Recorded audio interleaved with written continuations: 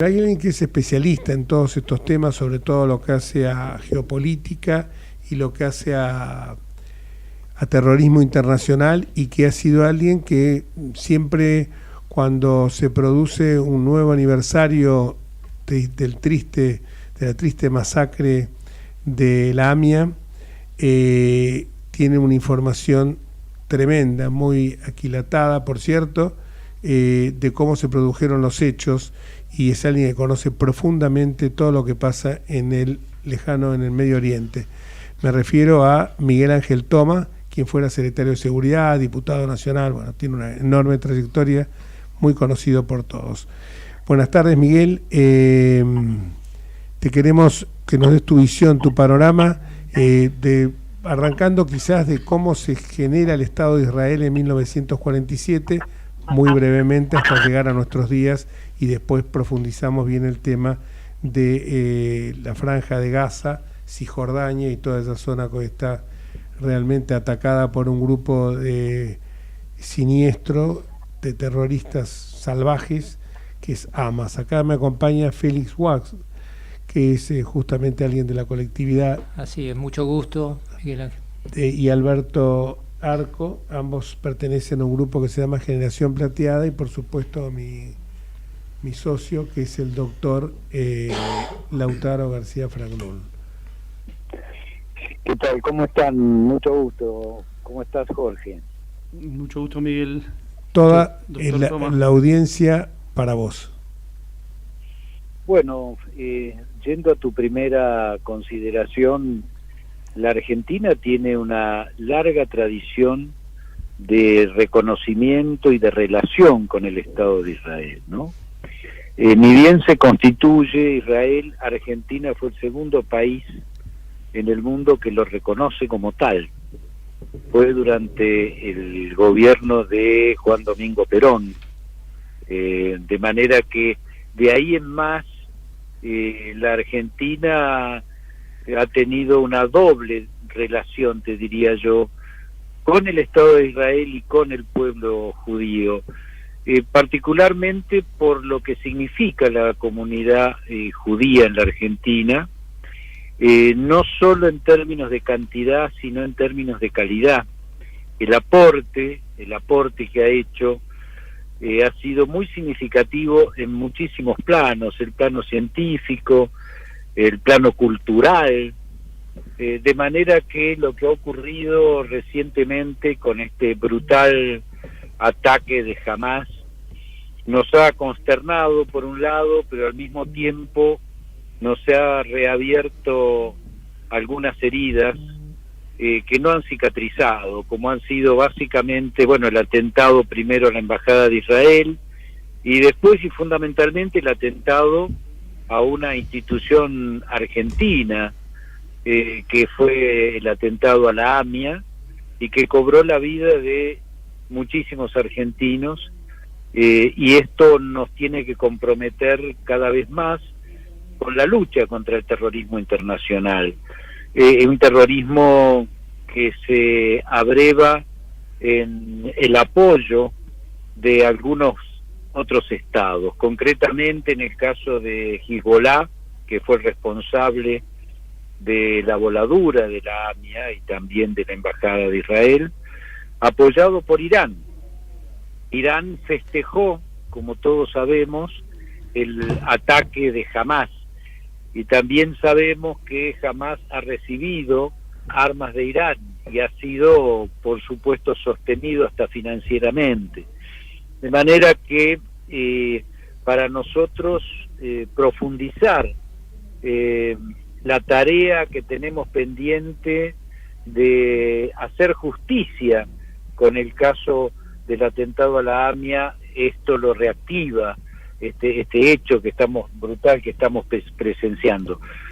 Tenemos la verdad, sabemos la verdad, Jorge, cómo fue el atentado a la AMIA, cómo se preparó, día y hora donde se decidió, cómo fue el accionar de la inteligencia iraní para determinar los blancos, cómo se descartaron algunos y se optó finalmente por atentar contra la AMIA.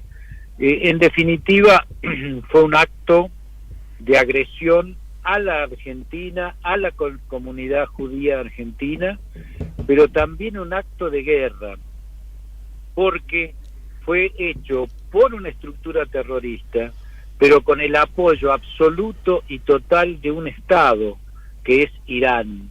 De manera que esto para nosotros tiene que ser un elemento fundamental en avanzar hacia la justicia. Tenemos la verdad, sabemos quiénes fueron, cómo lo hicieron, quiénes son los responsables, pero nos falta la justicia. Por eso la alternativa que vos y varios diputados más plantearon del juicio en ausencia me parece fundamental volver a impulsarlo. Y te explico por qué. Porque si bien conocemos la verdad, la totalidad del pueblo argentino por ahí no ha tenido acceso a todos los detalles y las responsabilidades emergentes, tanto de la preparación como de la ejecución del atentado. De manera que un juicio oral y público, aún en ausencia, le daría a esto una visibilidad muy grande para que todos los argentinos comprendiéramos la magnitud de la brutalidad que esto implicó.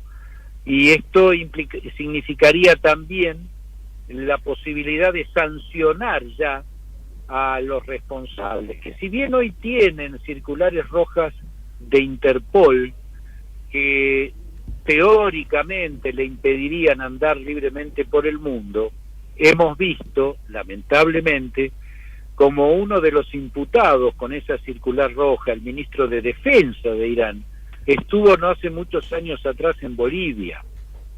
Y ahora después vamos a retomar esto con otro evento muy grave que ha ocurrido recientemente.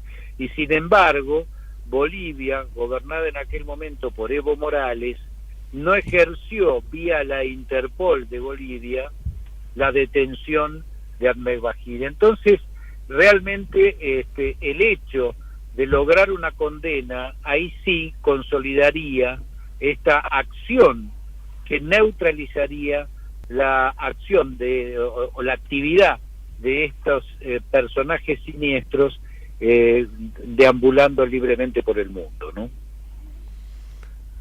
Muy claro, por cierto. Dijiste de un acontecimiento que ibas a retomar, de un acontecimiento, hablaste de Bolivia.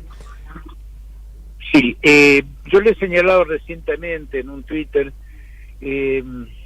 recientemente Bolivia ha firmado un acuerdo de cooperación militar con Irán. Así es. Ese acuerdo de cooperación implica la transferencia de tecnología, también la transferencia de armamentos y la formación de cuadros para operar ese equipamiento y esa tecnología. Tenemos que recordar, desde el punto de vista de la amenaza militar, que Irán es el proveedor de drones muy sofisticados con que Rusia ataca a Ucrania.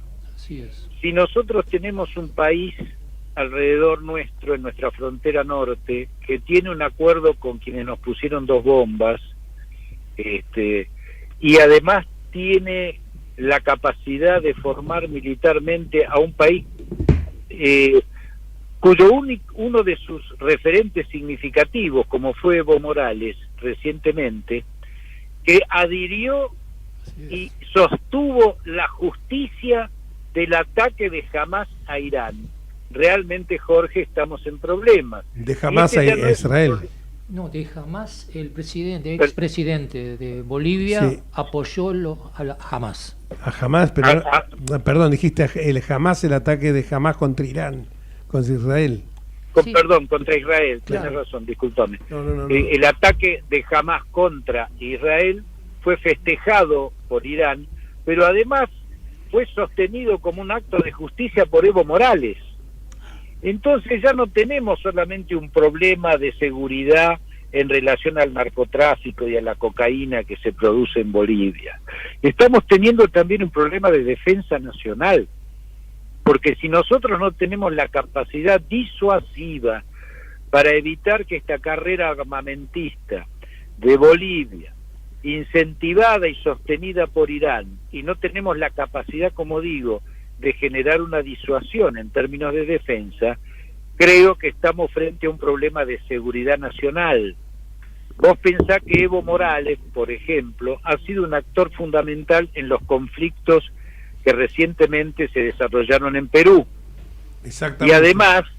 Y además tuvimos la acción de personajes del MAS, que es el partido, el movimiento de Evo Morales, actualmente en el poder en Bolivia, a más allá de la contradicción que Morales tiene con el presidente Arce, que también es de su mismo núcleo.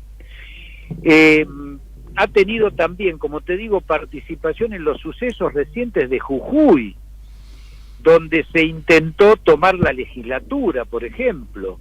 Es decir, hay toda una acción que intenta atacar a las instituciones argentinas y que está motivada por narcoestados como es el Estado en este momento boliviano. Y además, Evo Morales ha reivindicado, con ocasión de estos acontecimientos, lo que él llama la reconstrucción de la nación aymara. Lo mismo que ocurre en el sur, en nuestra Patagonia, con las RAM, que intentan la reconstrucción de la nación Gualmapu.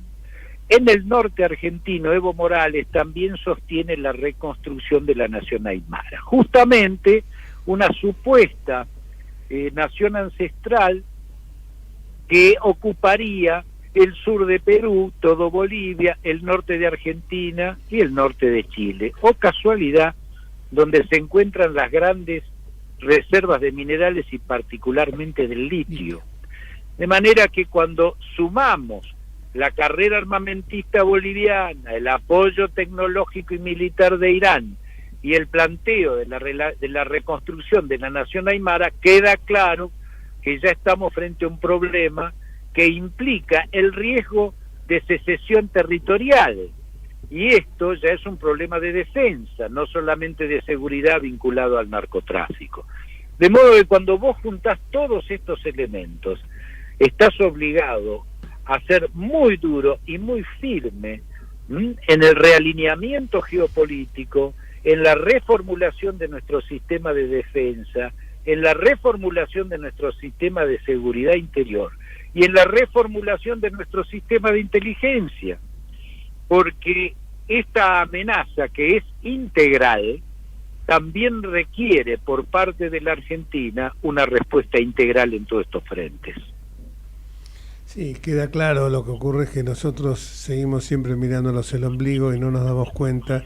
Parece mentira que los hechos se siguen sucediendo y no miramos, seguimos nosotros discutiendo si dolarización, si monetarismo, si bimonetarismo, si vamos por acá, si vamos por allá, y no nos damos cuenta que podemos ser objeto de una desintegración del territorio, como bien lo decís vos. Si a eso le agregás aparte el puerto de Aguas Profundas de los chinos y lo que está ocurriendo con la base dual que tienen en Neuquén, Bajada del Agrio, en Neuquén, y que vos eso lo has explicado muy bien en nuestro programa, me parece que la verdad que es que mira, un amigo nuestro dijo algo muy serio. Yo vengo de la Comisión de Juicio Político, un amigo común, Álvaro González, dijo algo, una reflexión, dijo: desde el mes de enero hasta hoy estamos tratando el juicio político a la Corte, que sabemos que no van a estar los votos.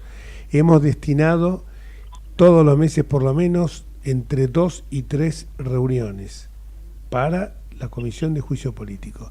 Se reunió más del doble de veces que se reunió la Comisión de Hacienda y Presupuesto. En un país que tiene destrozada su economía, se reúne más una comisión de juicio político que sabe que va camino a la nada, porque es camino a la nada, porque ahora sacan los dictámenes y empiezan a hablar de Rosengren, de Rosati, de Maqueda, de Lorenzetti, y saben que eso se va a votar, van a tener los votos por un voto en la comisión y se va a cajonear, a la espera que en algún momento alguien, cuando tenga los votos, que son 175 porque es mayoría grabada, lo pueda sacar. Entonces vos te pones a pensar la mediocridad de la dirigencia argentina en los debates. Lamentablemente, estos temas que estamos conversando, y que yo te agradezco muchísimo, Jorge, que seas un canal que permite que instalemos estos temas, ha estado ausente incluso en toda la campaña electoral. Yo esperaba que en el debate o en los debates presidenciales este tema, que hace nada más ni nada menos que a la integridad de nuestra soberanía nacional, estuviera presente. Y sin embargo, de estos temas no se ha hablado. No se ha hablado de política exterior, no se ha discutido acerca de las amenazas a la seguridad nacional, de la naturaleza y la magnitud que estamos conversando. Consecuentemente, esto nos obliga a una profunda reflexión acerca de cuáles son las prioridades que deben estar presentes en el debate político. Vos lo señalaste muy bien recién, se está discutiendo el sexo de los ángeles, porque todos sabemos que ese juicio político a la Corte es absolutamente inviable, no nos lleva a ningún lado, y va a terminar siendo cajoneado. Y sin embargo, todas estas cosas no se discuten. Estamos siendo vulnerados permanentemente. Y tenés especialistas porque vos, pero aparte de vos, hay muchísima gente. Vos sos como, en todo este tema, sos como un faro, ¿no? Como un eje fundamental. Pero tenés a Mariano Causino, a Diego Guelar, en el radicalismo, claro. Un diputado de Tandil, que Carlos Fernández, podrá, que la titular de la Comisión de Defensa, te podrá estar o no de acuerdo con... hay mucha gente muy capaz en esto, y estos temas no se debaten, no nos estamos dando cuenta que, además que cuando yo lo escucho hablar a Jaunarena y a algunos de los amigos nuestros que estaban en defensa, dicen no tenemos suficiente material bélico como para pelear más de un día con cualquiera de nuestros vecinos. Entonces, claro, nos metieron en la cabeza hipótesis de conflicto no hay más. Y mentira, a lo mejor hipótesis de conflicto no tenemos por la isla Martín García con el Uruguay, o por la nueva Picton y Legnos con Chile, pero hoy en día los conflictos vienen como vos dijiste, la tecnología iraní le provee de drones a Ucrania, o sea, a Rusia, o sea que ni siquiera con... cualquier tipo de artefacto que sea guiado por el ser humano, son máquinas teleguiadas. Entonces esto es a mí lo que a veces me pone mal, porque vemos estas, por suerte los medios de comunicación lo están te están resaltando, porque si no todavía seguiremos discutiendo sobre quién ganó el debate. Hoy estamos discutiendo eso. Hoy yo mandé un artículo que me dio vergüenza, lo mandé a Infobae y le dije, mirá, la verdad que me lo pediste el lunes, te lo mandé hoy, mejor dicho, se lo mandé hoy a la madrugada. Y me lo pediste el lunes, pero ya, aparte de, bueno, lo actualicé con el tema del dólar, pero le digo, pero me da vergüenza haber escrito sobre esto cuando tengo el mundo en llamas, porque hay que machacar con esto. Bueno, muchísimas gracias, Miguel. ¿Te quieres hacer, perdón, que Félix Guas te quiere hacer una pregunta? El grupo de Generación Plateada es un grupo de gente muy activa, que no están para mejorar la jubilación, sino que están para su segundo proyecto de vida, lo armaron Alberto Arco y Félix Guas, que son de gente de 65 años para arriba. A nosotros todavía nos falta un poquito para que nos puedan incluir, Miguel. Pero Félix te quiere hablar, te quiere decir algo. Juan, quisiera hacerle una pregunta. Miguel, perdón. Respecto a la seguridad, que el grupo Hamas haya entrado tan libremente en Israel, ¿significa que tienen apoyo tecnológico de Irán y de Rusia para haber puesto inhibidores y poder entrar tan fácilmente por el alambrado y sin que el ejército haya participado, los servicios de inteligencia de Israel no hayan notado por horas ese problema? A ver, no tengo la suficiente información como para ser asertivo si hubo fallas o no de inteligencia, o hubo un aprovechamiento del conflicto político interno de Israel, que se manifestaba a partir de la reforma judicial que planteaba el primer ministro Netanyahu. Así es. Por aquello de Martín Fierro, ¿no? Los hermanos se han unido, esa es la ley primera, porque cuando se pelean los de adentro se los comen los de afuera. Yo creo que Hamás y sus sostenedores aprovecharon esa coyuntura donde Israel estaba sometido a este debate interno y hubo una suerte de relajamiento respecto de las amenazas externas. Este es un primer punto. Y el segundo punto que explica el ataque de Hamás es un tema geopolítico importantísimo, que era el acuerdo que se estaba llevando a cabo entre Estados Unidos, Arabia Saudita e Israel, que implicaba definitivamente colocar un manto de contención que pacificara la región y que implicaba de alguna manera una disminución de la capacidad operativa y del apoyo de terceras potencias sobre Hamás y eventualmente sobre Hezbollah.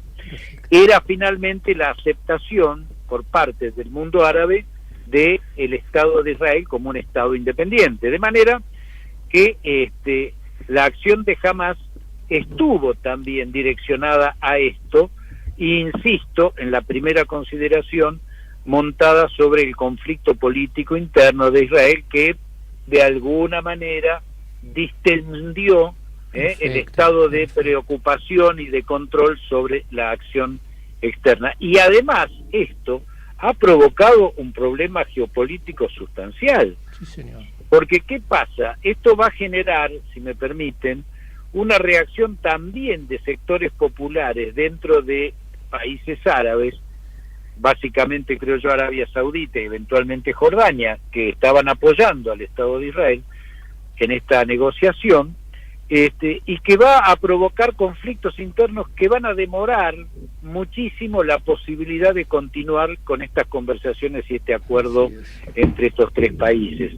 Entonces, independientemente, para sintetizar, de que puede haber habido o no, creo que sí, yo en lo personal creo que hubo fallas en cuanto a la prevención de un eventual atentado o un eventual ataque como este masivo, también ha influido para mí el factor político interno. Perfecto, muchas gracias. Muchísimas gracias y te vamos a volver a convocar te